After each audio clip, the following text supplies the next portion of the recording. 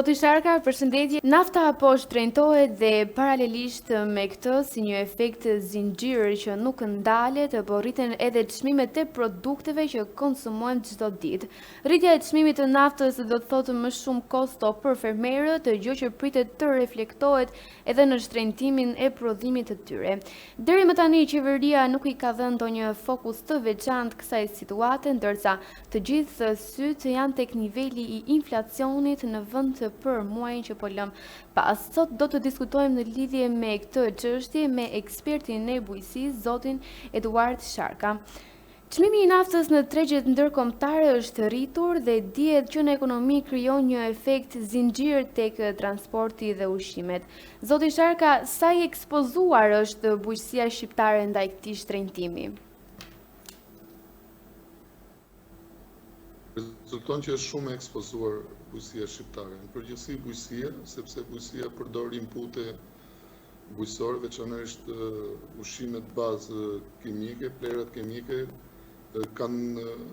janë ngritur çmimet njëkohësisht me çmimet e naftës, sepse përdorin si lëndë parë gazin, dhe një pjesë e mirë importohen nga zonat ku ka patur konflikt, si në lindjen e mesme konfliktin e fundit, si në Rusi, Ukrainë, konfliktin që ka vite, dhe bujqësia ka qenë e goditur e madhe sipas meje, sepse përveç rritjes së kostos së produkteve bujqësore që sjell nafta për punimet që kryen me traktor, për transportin, për gjitha punimet që kryen në bujqësi, që qeveria është munduar ta kombesojë me skemën e naftës, që për mua nuk ka funksionuar mirë dhe është në ndihmë e vogël, por impakti direkt është në rritjen e çmimit të inputeve.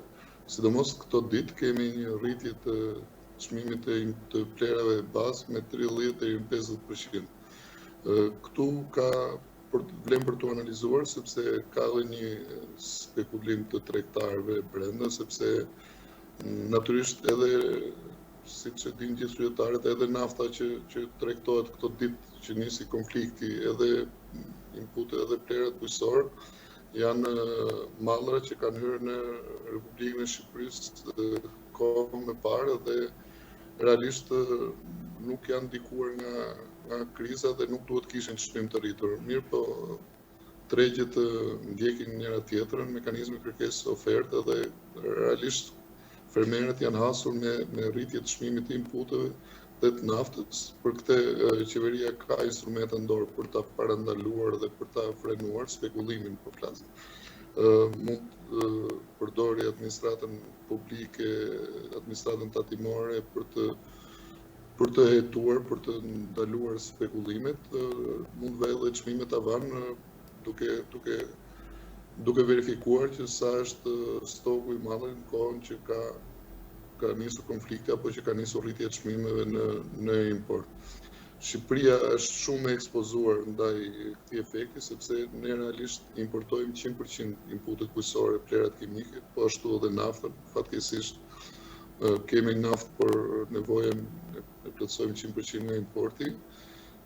Është ndikuar bujqësia drejt për drejt. Deklaratat e fundit fermerëve, nuk e di nëse keni pas rastin vikni, kanë qenë që jemi dorëzuar, do shesim gjithçka dhe do ikim, sepse nuk shohim perspektivë, sepse rritja e produktit me 50%, që fermerit të marrë të ardhurat drejta për punën e tij, duhet shoqërohet me rritje të çmimit të shitjes 50%. Mirë, po kjo është e pamundur, qoftë për shkak të konjunkturave të tregut, sepse në vendin tonë kanë hyrë dhe hyjnë produkte bujqësore nga importit, vendet të rajonit, kur edhe vendeve të tjera ku kosto e prodhimit është më lirë për arsye objektive, sepse specifikat e Shqipërisë janë që kemi një strukturë të ekonomisë bujqësore të ndryshme nga vendet e tjera, kemi ferma të vogla, kemi fermerë të paorganizuar, kemi tokë të punonshme për frymë më të pak se të gjithë në Evropë, dhe kemi mekanik të vjetër, nuk kemi teknologji bashkëkohore që kanë disa vende, kështu që kemi kosto më të lartë prodhimi. Por ajo që duhet diskutohet, mendoj unë, përtej kësaj kostos më të lartë prodhimi që ka vendi ynë, ne si shoqëri duhet vendosim një strategji që na intereson produkti vendës, sepse sot dëgjova një ekspert që tha ne mund t'i blejmë jashta sepse janë shumë më lirë nga kosta e prodhimit vend, po fliste për inputet bujqësore. Ky diskutim mund bëhet edhe për produktet bujqësore, mirë, por problemi është që sovraniteti ushqimor ka lidhje direkt me sigurinë kombëtare. Ne po ta kujtoni kaluam krizën e pandemisë dhe për shumë ditë u bllokua transporti ndërkombëtar. Sot ai kanali i Hormuzit ku kalon 30%, 20% e naftës edhe 40% e plerave kimike është i bllokuar. Nesër për shkak të krizave të luftrave mbyllet një rrugkalim tjetër i Mallrave. Kështu që çdo vend, unë jam i linjës që çdo vend ka nevojë të ketë sovranitetin e vet ushqimor, qoftë për përballuar kriza të tilla lufte, por qoftë edhe për kriza pandemie.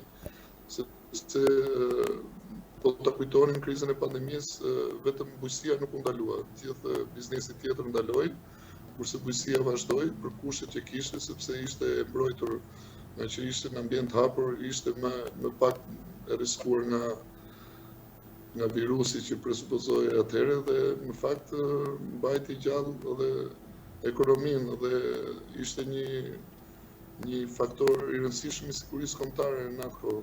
Unë e them me bindje që ato 2 javë që u ndalua transporti ndërkombëtar, Shqipëriu u gjendën hamaret e fermerëve të Korçës, Maliq dhe pjesë Myzeqes për të furnizuar tregun, sepse u ndalua importi. Kështu që e para në këtë këndvështrim duhet ketë një strategji afatgjatë çdo qeveri dhe duhet bëj llogarinë, sepse kemi edhe një aspekt tjetër që është në lojë.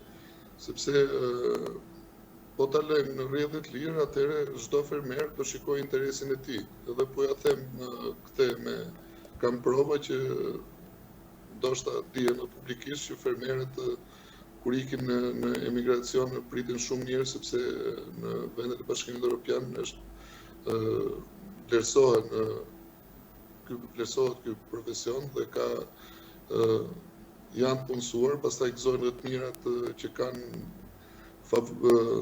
në aspekte tjera të jetës, në shëndetësi, në arsim, por problemi është që po të kurret në mënyrë të tmerrshme popullsia jonë rurale dhe ne vim nga një përbërje demografike ku ishim 70% fshat, tani jemi 30%, 40% dhe mirë, po ky është kohë mbi hyrje.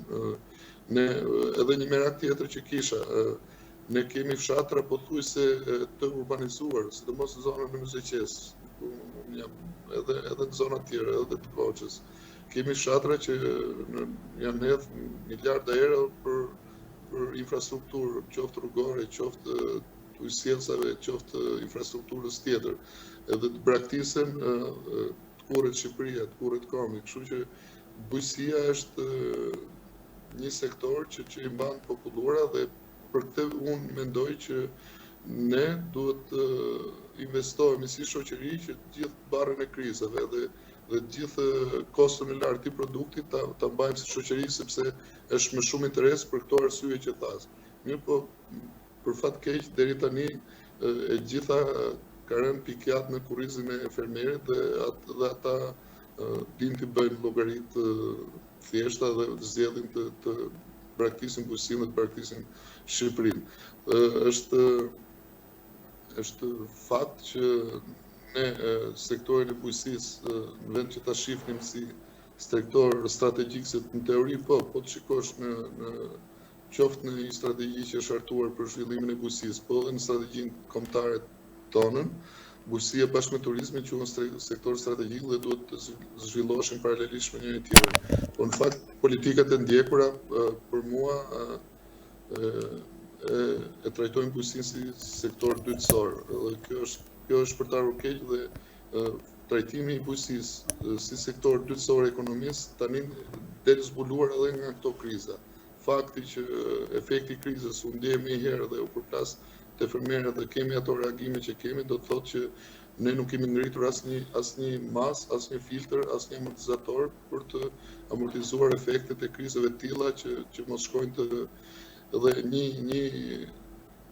amortizatori i rëndësishëm, por tani duket erezi ta diskutosh, është që ne qeveria jonë, e cila po bën 13 vjet e njëjta qeveri, mund të kishte investuar në ringritjen e industrisë së prodhimit të plerave kimik në vend, sepse ne nuk do të ishim 100% varur nga importi dhe në momentin që kemi lëndët e para në Shqipëri, kosto i prodhimit do ishte shumë më i lirë, sepse tani ka falë zhvillimit të industrisë ka impiante që unë jam duke thënë që të ringrihet azotiku i firit apo superfosfati i laçit, por të ka linje shumë të vogla, shumë kompetitive, shumë efektive që të prodhojnë një sasi të caktuar të këtyre prodhimeve, të prodhojnë këtu dhe kjo do të ishte një amortizator shumë i rëndësishëm që e gjithë kjo pasojë e krizave ndërkombëtare mos binte direkt tek fermeri dhe te sektori i bujqësisë të gjendesh në situatën që jemi sot që fermerët nuk kanë rrugë tjetër veç dorëzohen dhe tregu jonë të invadohet nga produktet e importit, të humbim sovranitetin ushqimor dhe në fund fare të jemi të cënueshëm dhe në sigurinë kombëtare. Zoti Sharka, fermerët në Shqipëri përdorin naftë për pothuajse çdo hallk të prodhimit, punimin e tokës, transportin, përmendu edhe vaditjen. Sa rrezikon kjo të rrisë kostot e prodhimit bujqësor në muajt në vijim? Nga llogarit, që nuk janë vetëm të mia, të çdo eksperti edhe të ekspertët ndërkombëtar, rritja e çmimit naftës rrit 50%, mbi 50% koston e produkteve bujqësore. Për shkak të atyre që u përmendën, sepse është pjesë e çdo hallke të zinxhirit, qoftë në punimet në bujqësi, qoftë në përpunim, qoftë në transport, edhe në koston e inputeve, sepse bujqësia, në rastin e sektorit të tjerë nafta përdoret vetëm për transport, kurse në bujqësi ka një rol të ndjeshëm në çmimin e gazit dhe naftës në rritjen e çmimit të inputeve bujqësore. Kështu që kosto e prodhimit rritet mbi 50% dhe kjo është shumë, është goditje e madhe për sektorin. A mund të përkthehet kjo rritje kostove direkt në çmime më të larta për produktet ushqimore që konsumojnë qytetarët? Natyrisht që po. Është rreth logjike që po. Në Shqipëri ka një veçanti në produktet të ndryshme ku kosto në prodhimin vendës rritet mbi 50%, mund të hyjnë produkte nga rajoni që kanë avantazhe të tjera objektive natyrore, mund vinë me kosto më të vogla dhe këtu mund të jenë pak të mbrojtur konsumatorët, por prapë në momentin që krijon varësi nga një produkt importi, të nesër e ketë garantuar rritjen e çmimit dhe po, konsumatorët tanë do pritet një valë rritje të çmimeve, do të jenë të ndikuar drejt për drejt nga kjo krizë dhe nga rritja e kostos në bujqësi. Dhe kjo do ketë inflacion patjetër. Gent Sejko, guvernatori i Bankës së Shqipërisë, deklaroi se inflacioni është rreth 2.4% dhe brenda objektivit. Nga këndvështrimi juaj, a reflekton ky nivel realitetin që po projektojnë fermerët sot? Drejtori i përgjithshëm i bankës do japi statistika tjera për inflacionin sepse do ketë një valë inflacioniste. Unë nuk i besoj shifrave të institucioneve tona sepse vetë kanë humbur kredibilitetin duke maskuar fenomene dhe qoftë stati apo qoftë banka qendrore, por edhe në është realist në këtë deklarim së shpejti do dali vetë të japi shifra tjera sepse inflacioni është i pashmangshëm. Zoti Sharku, a ekziston rreziku që rritja e çmimit të energjisë dhe naftës të krijojë një valë të re inflacioni, këtë herë të nxitur nga ushqimet, po them? Po, është e dukshme, do ndihmoj dhe do jetë shumë shpejt do shfaqet në tregjet. Ka filluar të shfaqet në tregjet ndërkombëtare.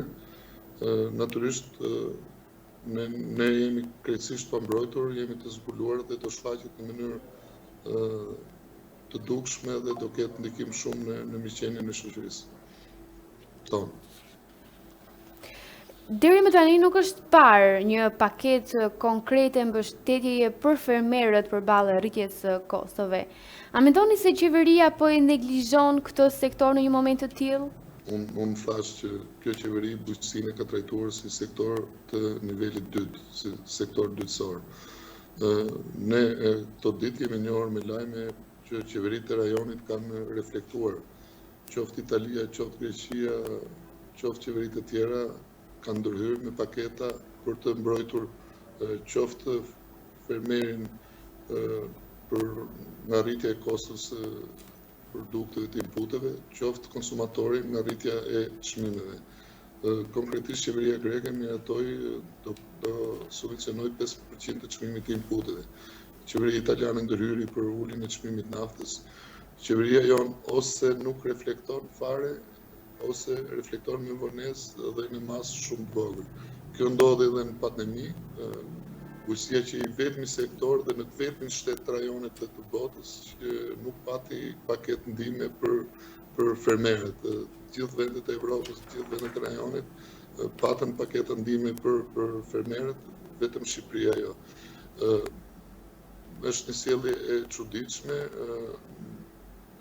për mua është e papranueshme, nuk është një qasje e bazuar në të mirën kombëtare, në interesin kombëtar, në interesin e këtij vendi, por qeveria thotë unë kam marrë shumicën e votave, kam shumicën dhe unë di çfarë bëj dhe vendos.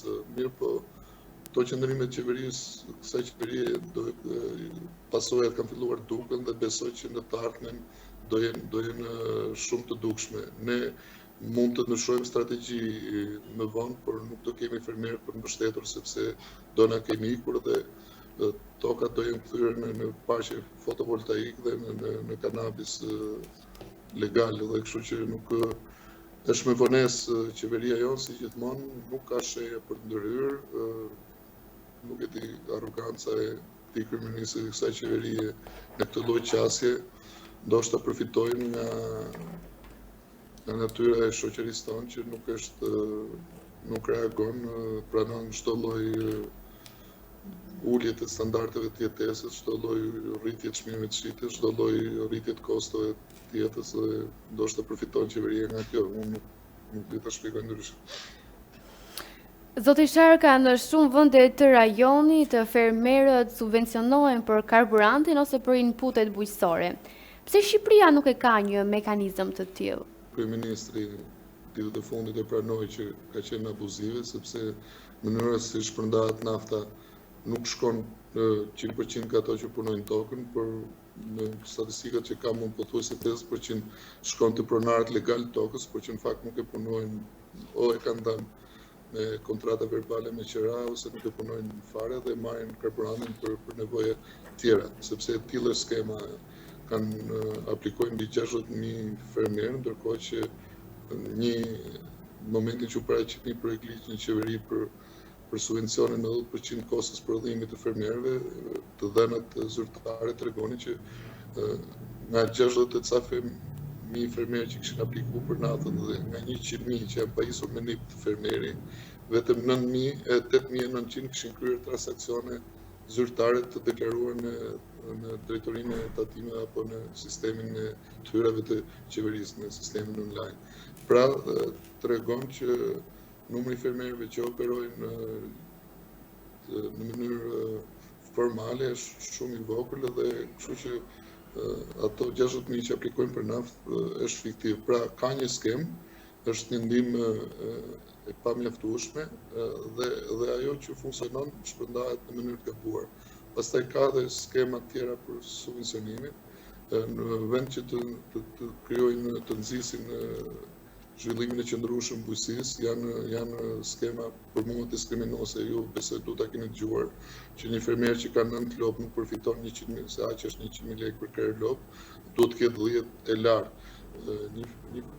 Po të tillë dysheme ka edhe për numrin e përkrerjet e timtave e tjerë, ka pas kritere tjera diskriminuese për sipërfaqen e tokës, për lartësinë e serës e tjerë. Mirë po, ajo që vërteton atë që qeveria jonë nuk subvencionon është krahasimi me treguesit e rajonit dhe me treguesit e Bashkimit Evropian. buxheti jonë është këtë 2025 ishte 8 miliardë euro. Ministria e Bujqësisë merrte 160 milion euro, që i bie 1.58% të buxhetit, dhe nga kjo 1.55%, ky fond që merrte Ministria e Bujqësisë, vetëm 25% shkojnë pagesa direkte për fermerët, kurse 75% shkojnë për pagesa tjera të Ministrisë së Bujqësisë, si paga e tjera.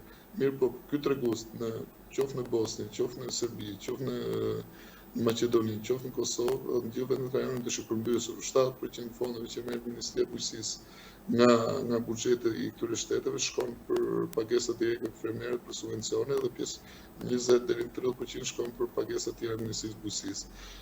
Pra, ne marrim 5 herë më pak në çdo vend nga mesatara e rajonit dhe 10 herë më pak subvencione merr fermeri ynë nga një fermer evropian. Dhe kjo ka bërë që ne ta kemi bujqësinë në këtë gjendje. Ju e keni konstatuar, është shifrat e statit, ka 2 vite që pasurojnë recensionin bujqësi, pavarësisht retorikës së qeverisë dhe kryeministrit që thotë do rrisim eksportet në miliardë e tjera, por fakti është që prodhimi bujqësor ka rënë dhe e keqja është që në një analizë ekspertësh rendja nuk ka se ka ndryshuar struktura e ekonomisë tonë kombëtare, sepse natyrisht bujqësia ZP është vogël specifike në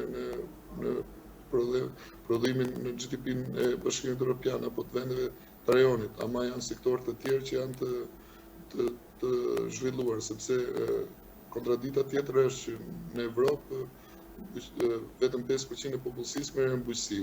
Tek ne merret 35 deri në 40% dhe bujqësia jep me shifrat e fundit statit 15% të GDP-s. Kështu që një sektor që jep 15% GDP-s dhe merr 1.55% të buxhetit të shtetit është paradoksal dhe kjo tregon sjelljen e kësaj qeverisë dhe në lidhje me pyetjen që bëhet, po tregon që ato subvencione që jep qeveria shqiptare për fermerët shqiptar janë pa konsiderueshme, mund të themi që nuk jep krahasim me vendet e rajonit dhe Bashkimit Evropian.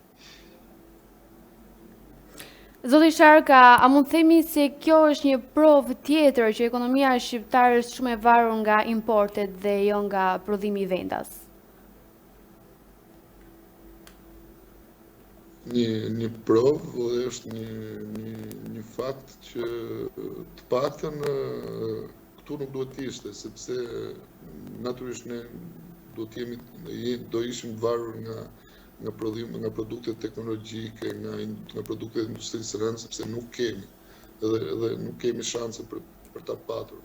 Por bujqësia, për vetë traditën që kemi ne, qoftë kulturore, qoftë demografike, edhe për nga sistemi që vim, ne duhet plotësonim në mënyrë të konsiderueshme dhe nevojat për produkte bujqësore në vend dhe me përgjysmimin e popullsisë, ne i kemi të gjitha shanset, me aq tokë sa kemi, për të përmbushur nevojat me ndryshimet klimatike edhe produktet ekzotike po prodhohen në Divjak apo në bregdet tjetër të Shqipërisë, dhe ne na ngelet të importojmë për të realizuar atë konvejerin e produkteve bujqësore shumë pak. Mirë, po ne për fat keq mbas rënies së komunizmit dhe demokraci, kur fshati shqiptar u zhbët, gjithë fermerët ikën në Greqi, produkti, toka nda produkti pothuajse ra në zero, ne e kishim raportin e tregtisë jashtme në sektorin e produkteve bujqësore 1:6. Me rikthimin e fermerëve, me futjen e tokës në punë, ka mbi 10 vjet që raporti është 1:3. Që për ta bërë më të kuptueshme, 3 trala me ushqim hyj, një del për eksport. Mirë, po ne kemi shanset, i kemi të gjitha mundësitë, mendoj unë, para sa njohim në sektorin që në pjesë konsiderueshme ta plotësojmë nevojën. Edhe e theksoj këtë edhe për hir të asaj që thash në fillim të emisionit, për hir të sovranitetit ushqimor që ka lidhje me sigurinë kombëtare, sepse ne edhe nevojat për dritha i plotësojmë vend në rast se do subvenciononim dhe të organizonim disa ferma të mëdha që të prodhonin dritha dhe të subvenciononin, siç e bën Kosova dhe Maqedonia. Për fruta perime ne kemi një avantazh që konkurrojmë në rajon, se kemi pozicionit gjeografik dhe kushtet klimatike dhe kemi pas një lloj zhvillimi në sektorin e prodhimit në serra diellore dhe kemi goxha eksporte që me një menaxhim mirë dhe me politika të mira, me disa koordinime që bëhen vetëm me ndërhyrjen e qeverisë, sepse është e vetmja që ka instrumentat dhe kapacitetin për të orientuar sektorin drejt kërkesave të tregut, sepse asnjë fermë e madhe nuk ka mundësi dhe kapacitetet të bëjë studim fizibilitetit të tregut të ndërkombëtar që të përshtatet. Ju e keni parë që produktet tona goditen çdo 3 muaj me kriza ciklike të tregut, ose çmimet bien në koston e prodhimit, ose tregu nuk i absorbon fare dhe hidhen në kanal. Dhe kjo vjen për shkak që nuk kemi një orientim të prodhimit në raport me kërkesat e tregut. Duke bërë këtë koordinim, ne jo që plotësojmë nevojat e vendit, plotësojmë nevojat e turizmit, sepse ka një specifik tjetër që doja ta theksoj. Një turist vjen në Shqipëri edhe për të shijuar dhe për të provuar produktet bujqësore dhe gastronominë e vendit. Nuk vjen për të konsumuar mish brazili, se shkojnë në Brazil për ta konsumuar apo qumësh slovene etj. Është interes i natyrshëm që turistët të provojnë prodhimin vendas, kështu që bujqësia duhet të zhvillohej paralelisht me turizmin dhe do ishin mbështetje të njëra tjetrës, do të ishin një zhvillim në sinkron dhe do të mbështesin njëra tjetrën. Mirë, por në këtë fazë që kemi lënë ne, sot është 1:3 raporti import-eksport dhe me rritjen e kostos prodhimit, me problemin që po diskutojmë, me braktisjen e sektorit nga fermerët, prodhimi vendas do ulet, nga rritja e kostos e inputeve dhe të naftës do kemi më pak konsum inputeve, do kemi rendiment më të vogël të produkteve bujqësore, të kulturave bujqësore, do të ulet prodhimi dhe ky prodhim në tregun tonë do të zëvendësohet nga produktet e importit. Kështu që përdispozita është negative dhe në rast se nuk ndërhyhet me reforma dhe me masa konkrete, nuk është nevoja të shpikim rrota, ne kam thënë shumë herë, mjafton të marrim praktikat e mira të vendeve të rajonit, Kosovën, qeverinë e Kosovës marrim konsiderat. Masat që implementohen atje dhe në Maqedoni, sidomos në Maqedoninë, kemi ngjashmëri shumë të madhe, mjafton të ndiqnim atë politikë dhe bujqësia jonë do flisim ndryshe sot. Do kishim fermerë me të ardhurën më të drejta, do kishim produkte në tregun vendas, do kishim më shumë produkte vendase dhe do kishim edhe cilësi më të mirë. Nëse situata përkeqësohet, kush do ta paguajë faturën më të madhe, fermerët apo konsumatorët? Mendoj se konsumatorët. E thash në çeljet e misionit që fermerët mu vjen keq ta them, por kontaktet që kam, kush ka ikur nga Shqipëria dhe punon në bujqësi, unë kam shumë kontakte, qoftë me njerëz të afërt që kanë marrë sera me qira në Greqi, punojnë në Itali, në Spajnë, në bujqësi, janë shumë të ratuar dhe me standard jetese shumë më të lartë në këtu, sepse mjafton paga që paguhen atje, por atje ka në ato shoqëri, në ato vende, ka dhe standard tjetër të shërbimit arsimor për fëmijët e tyre dhe ata shpëtojnë që ikin nga ky sektor, nga ky vend. Por humsi i madh është konsumatori shqiptar, është kombi shqiptar, jemi ne shoqëria shqiptare, se thash do t'i kërkojmë dhe nuk do t'i gjejmë. Është një profesion, po të hyni në website-in e Bashkimit Evropian dhe të kërkoni dhëna mbi politikën e përbashkët agrare të Bashkimit Evropian, që është politika më e vjetër, 61 vjet politikë që është ristartuar në 2023, atje shkruhet. 3 janë pilastrat kryesore të kësaj politike. Ushqimet me çmime të pranueshme dhe me standard për konsumatorin evropian, të ardhurat drejta për fermerët, dhe me të ardhurat drejta për fermerët kuptojmë që fermerët do të marrin të ardhurat drejta për punën, që do të thotë edhe një që punon bujqësi një fermer të ketë të ardhurat të mjaftueshme për miqënien e familjes së tij. Kjo arrihet nëpërmjet çmimeve të shitjes, nëpërmjet subvencioneve etj. Dhe adaptimi i bujqësisë me ndryshimet klimatike. 3 janë politikat kryesore. Dhe po të hysh dhe thellohesh në informacion, do të jesh një postulat që thotë që është të cituar dhe është mbështetur politika e përbashkët agrare e Bashkimit Evropian. sektori bujqësisë, biznesi bujqësor, është 50% më pak rentabël se çdo biznes tjetër. Dhe që ti marrësh njerëzit të lidhur me këtë biznes, që ta bësh atraktiv dhe tërheqës për shtetasit e një shteti, ai sektor duhet ndihmuar nga qeveritë. Dhe për këtë, në vitin 1991, 61% e fondeve të Bashkimit Evropian shkojnë për bujqësinë. Sot 30% e fondeve të Bashkimit Evropian shkojnë për bujqësinë. Ju i shihni që rrugët e Evropës her pas here bllokohen nga traktorët, atje marrëveshja Mercosur që Bashkimi Evropian reagoi, nuk e firmosi dhe ka shkuar në gjykatën evropiane, por sot ka devijuar pak politika e përbashkët agrare e Bashkimit Evropian, sepse fermerët zën 5% kompetencë dhe japin 1% të GDP-s dhe ata kanë ndoshta garanci tjera, por mu janë të gabuar sepse marrëveshja Mercosur është hyrja pa tarifa e produkteve të Amerikës Jugore, të Brazilit, Argjentinës në Evropë, që e cila po kundërshtohet nga fermerët evropianë, popullsia është solidarizuar me fermerët në Evropë, por atje flasim me tjera kontekste. Thelbi asaj që do të thojë është sektor jo rentabël dhe